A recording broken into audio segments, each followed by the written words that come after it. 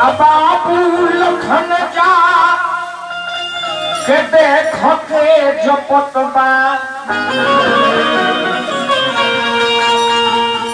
लखन लाल से कहले शरीर हे लखन लागत कि हमें से कोई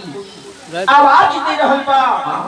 प्रभु श्री राम के मर्म तो लखन लाल जी जानो करे पर बोले में कहीं में कछु असमर्थ में परल भाई असमंजस में परल भाई अगवा बढ़ता लोकी राज जटायु से मिलन भइल हो जटायु की आंख से आंसू गिरता खून से लगभग शरीर बा। भगवान कबूल के नर में या नारायण में है फर्क बा पिंटू बाबा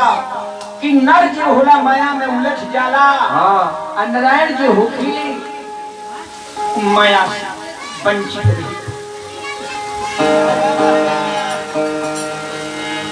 अभी हे प्रभु श्री राम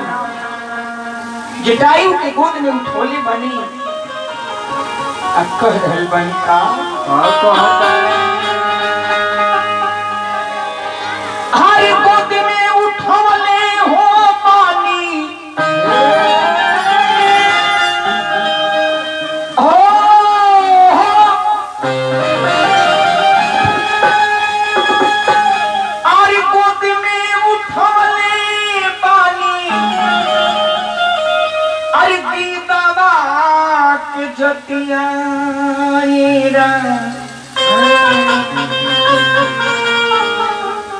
तोहार दुर्गति के कही हो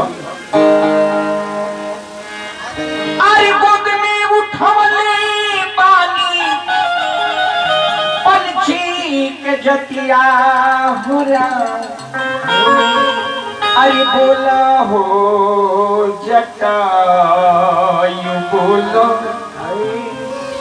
के कई दूर गतिया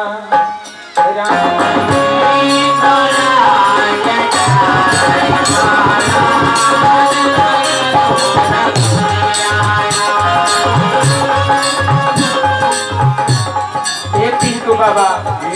चली लाज पहुंच गई। हाँ जाए दी रविंद्र भैया पानी हो गए चप दुकान हो हे राजा जी हनुमान जी के दरबार में भगरा सिंह शाह जी के तरफ से 51 रुपया के मैं भक्ति प्रदान में आया हनुमान जी कल्याण करी बारी बारी घोड़ा बाबूदा जी बारी फुलवारी चमकत रहो दिन रात चतुर्गुण बढ़त रहो ये हनुमान जी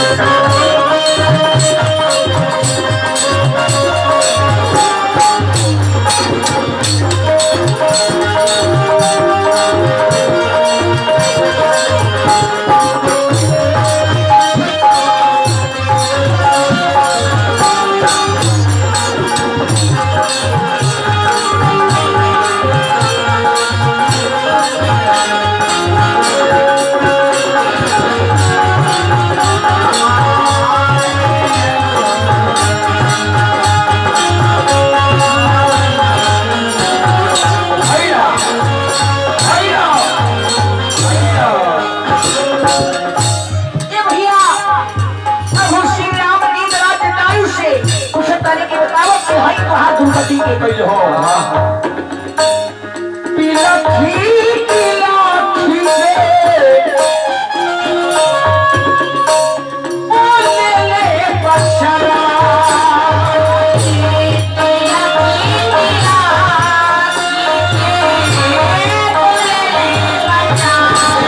हे प्रभु माता सीता के बचावे के प्रयास की लेकिन पापी दुष्ट रावण खड़क खड़क से कि हमरा दोनों पंख के काट ले प्रभु पिलखी पिलखी से बोले ले बछड़ा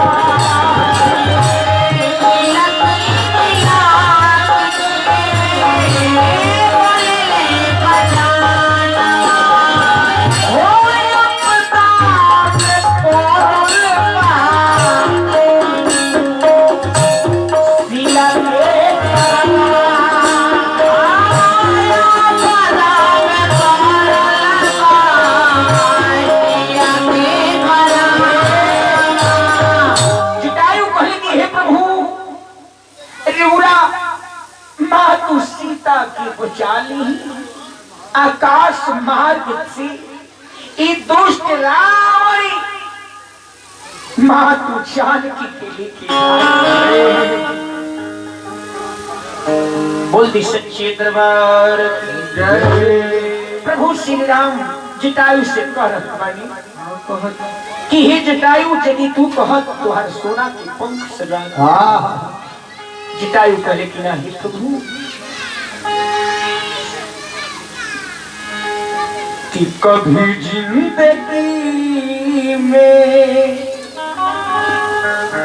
आना पड़े तो ये प्रभु कभी जिंदगी में आना पड़े तो शरणों को दास बना लेना। आइए कि कभी जिंदगी में आना पड़े